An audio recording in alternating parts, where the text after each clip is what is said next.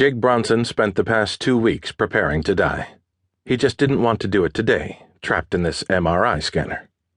The table jiggled beneath him. He was on his way into the narrow tube like a 19th century artillery round being shoved into a cannon.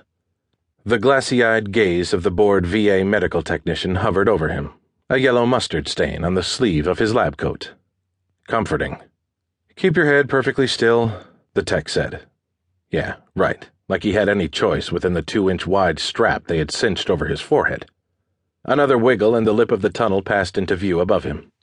Jake squeezed his eyes closed, anxious to ignore the curved walls sliding by just an inch from his nose. 3 deep breaths, and the table jerked to a stop. He was in, cocooned, head to toe. He heard the soft whir of the ventilation fan turn on at his feet. The breeze chilled the beads of sweat gathering on his forehead. The tech's scratchy-sounding voice came over the speakers in the chamber. "Mr. Bronson, if you can hear me, press the button." A panic switch. Hadn't he been in a constant state of panic ever since the doctors told him his disease was terminal? He'd agreed to this final test so he'd know how many months he had left to live, to make at least one positive difference in the world. After today, no more doctors. After today, he'd focus on living. Jake pressed the thumb switch gripped in his hand. "Got it," the tech said. "If it gets too confining for you in there, just press it again and I'll pull you out. But remember, we'll have to start all over again if that happens, so let's try to get it right the first time, okay? We only need 30 minutes. Here we go." Jake's thumb twitched over the panic button. Crap. He already wanted to push it. He should have accepted the sedative that they offered him in the waiting room, but his friend Marshall had been standing right there, chuckling under his breath when the tech suggested it. Too late now. Why the hell was this happening to him again? Cancer once in a lifetime was more than enough for anyone, but twice? It wasn't right. He wanted to lash out, but at what, or whom? This morning he'd smashed the small TV in his bedroom over a movie trailer for Top Gun 2, coming next fall.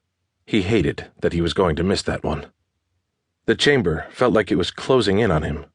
A claustrophobic panic sparked in his gut, a churning that grew with each pound of his heart, a hollow reminder of the crushing confines of the collapsible torture box he'd spent so many hours in during the Air Force's simulated POW training camp. Come on, Jake, man up. 30 minutes. That was only 1,800 seconds. He clenched his teeth and started counting. 1,000. 2,000. 3. The machine started up with a loud clanking noise. The sound startled him and his body twitched. "Please don't move, Mr. Bronson." The tech was irritated. The tapping noise sounded different than he remembered from the MRI he had 10 years ago. "Lymphoma," the flight surgeon had said. "Sorry, but you're grounded." And just like that, his childhood dreams of flying the F-16 were cut short on the day before his first combat mission. The chemo and radiation treatments had sucked, but they worked. The cancer was forced into remission, until 2 weeks ago, when it reappeared in the form of a tumor in his brain. The annoying rattle settled into a pattern. Jake let out a deep breath, trying to relax. 8,000. 9,000. Suddenly, the entire chamber jolted violently to the right, as if the machine had been T-boned by a dump truck. Jake's body twisted hard to one side, but his strapped head couldn't follow. He felt a sharp pain in his neck, and the fingers on his left hand went numb. The fan stopped blowing, the lights went out, and the chamber started shaking like a gallon can in a paint store agitator. Earthquake!